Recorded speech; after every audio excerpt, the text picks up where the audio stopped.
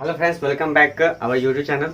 चलिए आज हम लोग जो है ना बहुत सारे बच्चों का जो है डिमांड था कि सर पॉलिटेक्निक से रिलेटेड कुछ प्रॉब्लम है, हमें बता दीजिए। चलिए आज जो है ना आप लोगों को है ना पॉलिटेक्निक से रिलेटेड प्रॉब्लम ही मैथ्स प्रॉब्लम को ही आज बताने जा रहा हूँ। ठीक है, चलिए देखिए आपका पहला फर्स्ट नंबर क्वेश्चन क्या था कि कह रहा है यदि a इक्वल टू -1/3 अब b इक्वल टू -1 हो, है ना, b इक्वल टू -1 हो तो निम्नलिखित में से कौन सा ये जो दिया गया चार ऑप्शन में से कौन सा सही होगा। ठीक है, तो आपको सबसे पहले पता होना चाहिए कि माइनस में है ना a इक्वल टू -1/3 दिया गया है। ठीक है, और b इक्वल टू क्या दिया गया, -1 दिया गया। आपको माइनस में जो भी नंबर अगर पूछ दिया जाएगा 100 बड़ा है या b इक्वल टू दे दिया जाएगा -100 बड़ा है। ठीक है, अगर इस तरह से आपको क्वेश्चन याद रखिएगा कि माइनस वाला क्या होता है, छोटा होता है। माइनस वाला क्या होता है, तो छोटा होता है। इस तरह से इस तरह का कंडीशन है तो आप देख के ही बता सकते हैं। क्या बता दीजिएगा कि a is greater than b। ठीक है, लेकिन यहाँ फ्रैक्शन के फॉर्म में दोनों माइनस है, तो माइनस में अगर दोनों में माइनस लगा दिया जाए, मान लीजिए यहाँ 100 माइनस में दिया गया है, b इक्वल टू -101 दिया गया है, तो आप इसमें पूछा जाएगा कि इस दोनों में से कौन सबसे बड़ा है। तो आप इस तरह के क्वेश्चन में आप देखिएगा कि जो सबसे छोटा है, मतलब 100 से छोटा है, इसलिए क्या कर देंगे, हम इसमें टिक लगा देंगे कि a है ना, यहाँ क्या हो जाएगा, a is greater than b। क्यों? क्योंकि जो छोटा होगा वही माइनस वाला, जो छोटा होगा वही बड़ा हो जाएगा, और प्लस वाला में जो बड़ा होगा वो बड़ा ही रहेगा। ठीक है, उसी प्रकार हम यहाँ क्या देखते हैं कि 1 को कितना 3 भागों में बांटा गया है, -1 को, लेकिन 1 का है 1 ही भाग में है, तो इसलिए क्या इसमें कंडीशन क्या सही होगा, a is greater than b, यानी कि मेरा ऑप्शन नंबर जो है b सही होगा। चलिए हम देखते हैं नेक्स्ट क्वेश्चन।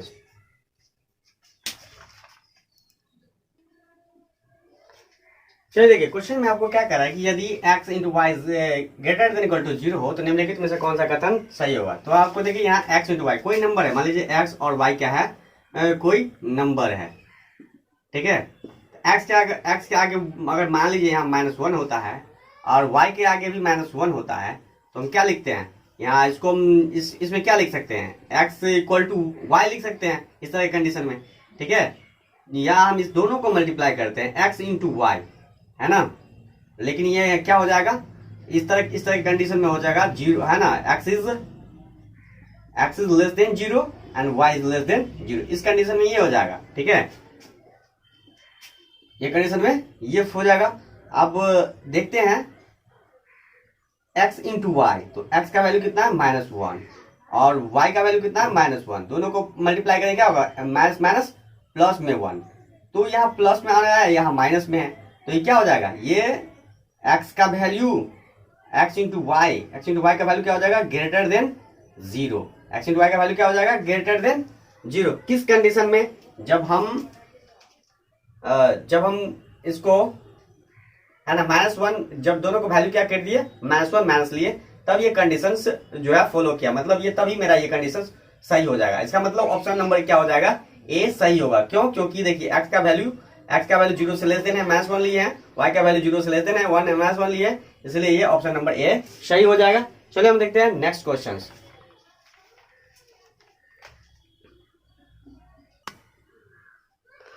चलिए देखिए क्वेश्चन नंबर 3 में क्या कहा है, निम्नलिखित में से कौन सा जो है ये कथन सत्य है। तो देखिए आपको ये पहला में ए नंबर में आपको क्या पता होना चाहिए, sin 30 का वैल्यू क्या होता है, 1/2। ठीक है, cos 30 का मान क्या हो जाता है, cos 30 का मान होता है √3/2 हो जाता है। तो देखिए ये दोनों इक्वल है नहीं है, तो इसका ऑप्शन क्या हो गया, मतलब ये गलत हो गया। ठीक है, और इसमें क्या है, sin 30 का वैल्यू 1/2 होता है, tan 30 का वैल्यू क्या होता है, 1/√3 हो जाएगा। तो ये भी कंडीशन क्या फॉलो है, यानी इसके दोनों इक्वल हो सकता है, नहीं, ये भी क्या कंडीशन हो गया, गलत हो गया। तो आप बचाइए, इसमें देखते हैं sin 30 का वैल्यू क्या होता है, 1/2। ठीक है, और cos 60 का वैल्यू कितना होता है, 1/2। इसका मतलब क्या, ये दोनों इक्वल है, इसलिए ऑप्शन नंबर सी क्या हो जाएगा, मेरा सही हो जाएगा। ठीक है, चलिए हम देखते हैं नेक्स्ट क्वेश्चन।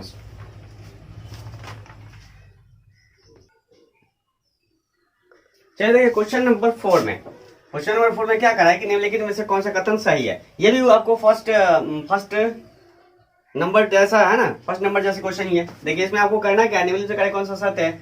तो आपको पहले बता चुके कि ये आधा है ना, ये आधा प्लस में है माइनस में है, तो ये गलत हो जाएगा, है ना, कभी भी माइनस वाला वैल्यू प्लस वाले वैल्यू के बड़ा नहीं हो सकता। ठीक है, दूसरा क्या हो जाएगा, 5 ये भी प्लस माइनस वाला वैल्यू के बराबर नहीं हो सकता, इसलिए यानी कि माइनस वाला वैल्यू जो है बड़ा प्लस वाले से ज्यादा नहीं हो सकता, ये भी क्या हो जाएगा, गलत हो जाएगा। और यहाँ हम क्या देख रहे हैं कि यहाँ 2/3 है, मतलब 2 को 3 भाग में बांटना है, 2 को 3 भाग में बांटना है और 3 को 7 भाग में बांटना है, ठीक है। तो ये इसका चेक करने का तरीका क्या, हम लिख सकते हैं 2/3 इंटू, है ना, 3/7, ठीक है। और इस दोनों नंबर को क्या लिख सकते हैं, यहाँ मल्टीप्लाई के रूप में लिख दीजिए, ठीक है। यहाँ भी 3 कट जाएगा, देखिए 3 से 21 हो जाएगा, और ये 3 यहाँ 7 कट जाएगा, इसमें 7 कट जाएगा ना, 7 कट जाएगा तो क्या हो जाएगा, 3 से 9 हो जाएगा यहाँ, ठीक है। और यहाँ 3 कट जाएगा तो क्या, 7 2 14 हो जाएगा, तो बड़ा है। तो इसका मतलब ये क्या हो गया, ये सही है, ये ऑप्शन नंबर क्या हो गया, ये सही हो गया। हाँ, 3 कट जाएगा तो 7 2 14 हो जाता है, और ये 7 कट जाता है तो कितना हो जाएगा, 3 3 9, मतलब ये सही है कंडीशन। चलिए हम देखते हैं नेक्स्ट क्वेश्चन। चलिए 5 नंबर क्वेश्चन में आपका क्या करा है कि यदि, है ना, किसी घन, है ना, किसी घन का किनारा 2 गुना हो जाने पर जो है कुल पृष्ठ क्षेत्रफल, है ना, पहले कुल क्षेत्रफल जो है अगर कितना गुना हो बन जाएगा, ठीक है। तो देखिए मान लेंगे इसमें कि माना, है ना, माना घन की एक भुजा इक्वल टू a इकाई, ठीक है। मान लेंगे ये घन है, उसकी भुजा कितना है, a इकाई मान लेंगे, ठीक। तो इसका कुल पृष्ठफल क्या हो जाएगा,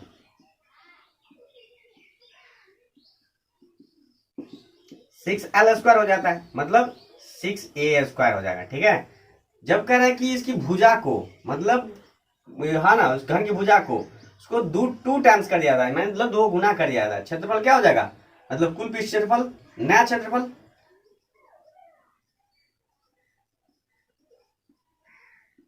नया पृष्ठ क्षेत्रफल क्या होता है, 6l², मतलब 6 इंटू 2 का l² हो जाएगा। तो क्या हो जाएगा, 6 का 6, 2 2 4l²।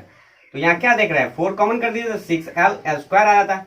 तो पहला क्या देख रहे थे, पहला यहाँ देख रहे थे कि यहाँ जो है क्या है, 6, आप यहाँ ले सकते हैं, l लिए थे l, है ना, इसमें भी आप a कर दीजिए, ठीक है। क्या देख रहे हैं कि 6a², मतलब इसके पीछे कितना है, 4 टाइम्स, मतलब 4 गुना हो जाएगा। ऑप्शन नंबर में क्या हो जाएगा, 4 गुना हो जाएगा, ठीक है। यानी कि ऑप्शन नंबर आपका बी जो है सही हो जाएगा, आपका ऑप्शन नंबर क्या हो जाएगा, बी सही हो जाएगा। चलिए हम देखते हैं नेक्स्ट क्वेश्चन। तो देखिए क्वेश्चन नंबर 6 में क्या करा है कि एक वृत्त का केंद्र, है ना, एक वृत्त का केंद्र O जो है किसी बात बिंदु P पर जो है स्पर्श जो है PM, है ना, PM तथा MN जो है खींची गई है। तो वृत्त के M तथा N जो है PL को स्पर्श करती है, PL, है ना, PL को क्या करती है, स्पर्श करती है, M और N, ठीक है, स्पर्श करती है MN, तो स्पर्श करती है। तो कोण PON = 50 डिग्री, है ना, PON, है ना, PON क्या है, 50 डिग्री, PON 50 डिग्री का मान, PON 50 डिग्री हो तो MPN का मान क्या होगा, MPN का मान क्या होगा, यानी कि PON 50 डिग्री है, PON 50 डिग्री हो तो MPN का मान क्या हो जाएगा, MPN का मान कितना हो जाएगा, ये 50 डिग्री हो गया, ठीक है, ये 50 डिग्री हो गया। तो ये क्या हो जाएगा, ये जब भी स्पर्श करेगा तो वो 90 डिग्री होता है, ये क्या हो जाएगा, 90 डिग्री हो जाता है, ठीक है। तो 90 और ये 50, ठीक है। तो इसका हमको वैल्यू कितना पता हो गया कि ये 90 9 कितना होता है, इस दोनों का वैल्यू ऐड कर देते हैं, है ना, 90 + 50 और टोटल जो है इसका, है ना, इसका वैल्यू अगर मान लीजिए थीटा है, थीटा करते हैं, है ना, तो ये कितना हो जाएगा, टोटल 180 हो जाता है ट्रायंगल के लिए, कौन सा, PON के लिए। तो थीटा = कितना हो जाएगा, 180, इसको माइनस कर दीजिए, कितना हो जाएगा, 40 डिग्री हो जाएगा, ठीक है, 40 डिग्री हो जाएगा इसका वैल्यू, ये भी 40 हो जाएगा, तो ये भी कितना हो जाएगा, 40 डिग्री हो जाएगा, ठीक है। तो इसमें MPN का वैल्यू पूछ रहा था ना, MPN का वैल्यू, है ना, MPN का वैल्यू, तो ये 40 डिग्री, तो ये भी 40 डिग्री हो जाएगा, क्यों, क्योंकि ये जो है इसको बाइसेक्ट कर रहा है, आधा आधा कर रहा है, तो इसका, इसलिए इसका वैल्यू क्या हो जाएगा, एम पी एन का जो वैल्यू होगा 40 प्लस 40 इक्वल टू कितना हो जाएगा 80 डिग्री हो जाएगा हमारा राइट आंसर। ठीक है, ऑप्शन नंबर सी सही है। चलिए हम देखते हैं नेक्स्ट क्वेश्चन।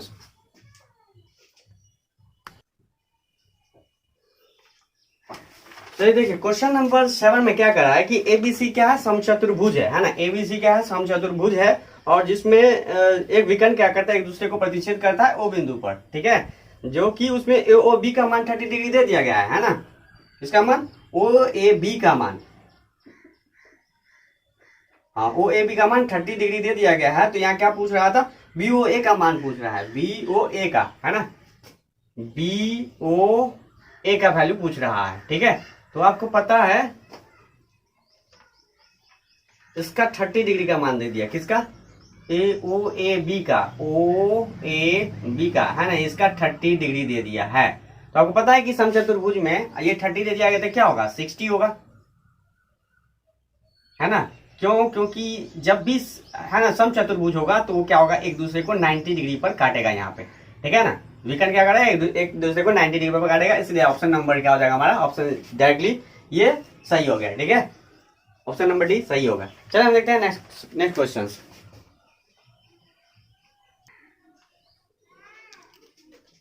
सो देखिए क्वेश्चन नंबर 8 में क्या कर रहा है कि 10 सेंटीमीटर ऊंचे शंक्वाकार तंबू के जो है ना आधार की परिधि 44 सेंटीमीटर है और दूसरे शंक्वाकार तंबू की ऊंचाई जो है 20 सेंटीमीटर, परिधि 20 सेंटीमीटर, परिधि ऊंचाई जो है 20 सेंटीमीटर तथा परिधि कितना है 22 सेंटीमीटर। पहले तंबू तथा दूसरे तंबू के अंतरिक्ष वायु का है ना आयतनों का अनुपात करा ज्ञात करने के लिए। देखिए आपको परिधि दे दिया गया है, ठीक है, हाइट दे दिया गया है, दोनों का पहला तंबू हो गया, दूसरा तंबू हो गया। ठीक है, इसका परिधि दिया, सबसे पहले क्या कीजिएगा, त्रिज्या निकाल लीजिएगा। त्रिज्या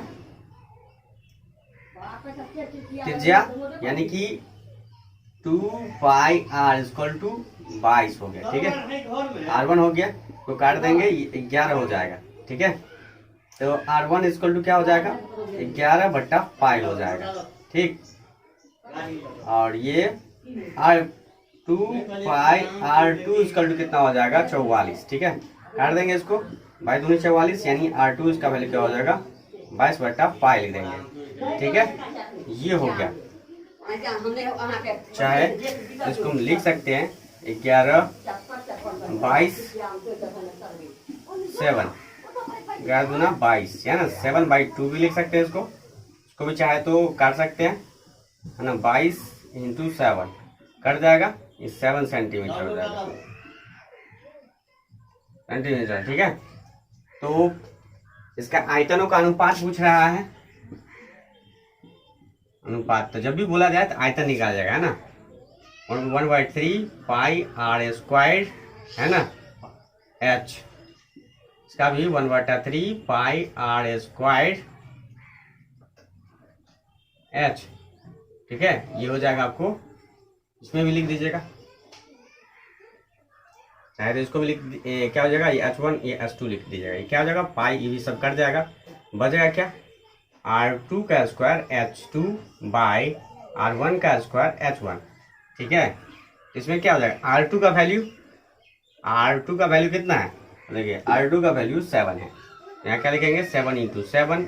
H का वैल्यू कितना है, H का वैल्यू यहाँ 10 है, 10 लिख देंगे।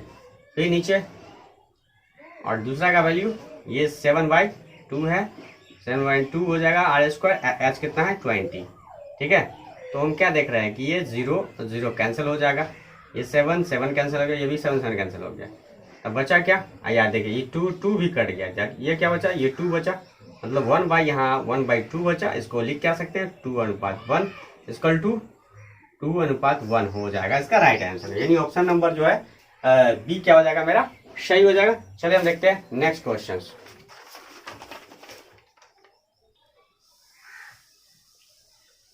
तो क्वेश्चन नंबर 9 में कि क्या करना है कि दो वृत्त की परिधियों का अनुपात आपको इतना दिया गया है और कह त्रिज्याओं का अनुपात निकालेंगे, लेकिन आपका ये क्वेश्चन क्या है गलत है।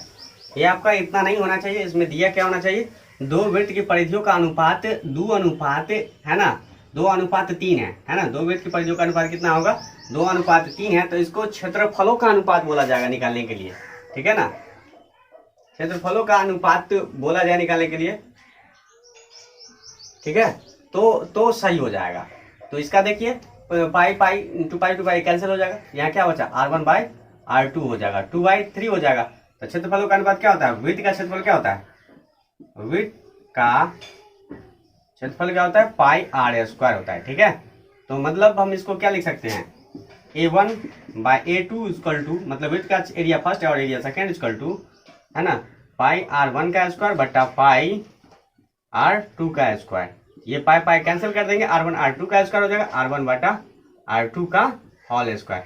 इसका मतलब क्या हो जाएगा 2/3 का होल स्क्वायर कर दीजिएगा, तो क्या हो जाएगा आंसर 2 2 जा 4 और 3 3 जा 9। ये ऑप्शन नंबर आपका 4:9, ये ऑप्शन नंबर क्या हो जाएगा ए सही हो जाएगा। चलिए हम देखते हैं नेक्स्ट क्वेश्चन।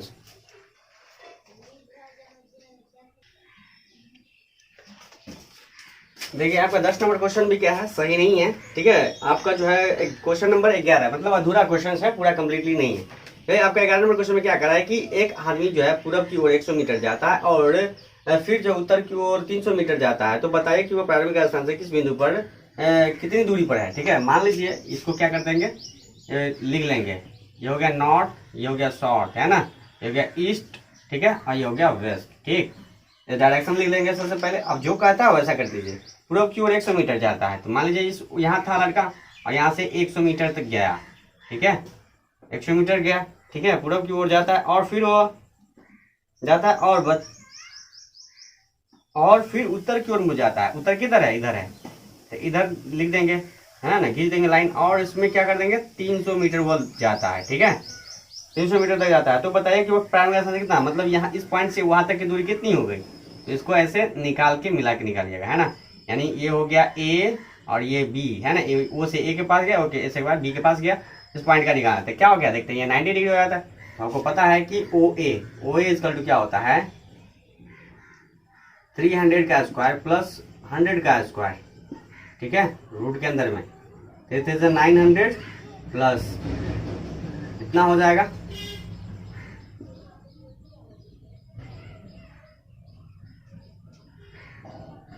दोनों को ऐड कर देंगे,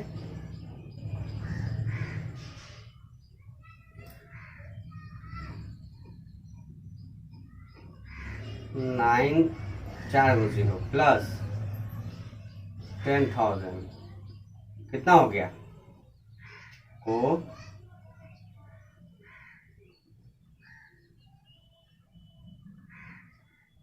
9 1 10, है ना, कितना जीरो 5 गो, 2 2 4 1 5 3 2 5। ठीक है, तो आपको पता है कि रूट से जो है 2 नंबर पेयर के रूप में निकलता है, पेयर के रूप में। तो कितना निकला, 1 10 और ये एक, चाहे इसको हम लिख सकते हैं ऐसे लिख सकते हैं। ठीक है, 100 इंटू 100 इंटू 10, 5 गो हो गया। तो इसमें से क्या हो जाएगा, 2 से 1 बाहर निकलेगा 10, इसमें 2 से 1 बाहर 10 निकलेगा, और ये तो अकेला है इसलिए अंदर ही रह जाएगा। इसका मतलब 110 जो है ये हमारा राइट आंसर हो जाएगा। 100√10 जो है राइट, यानी ऑप्शन नंबर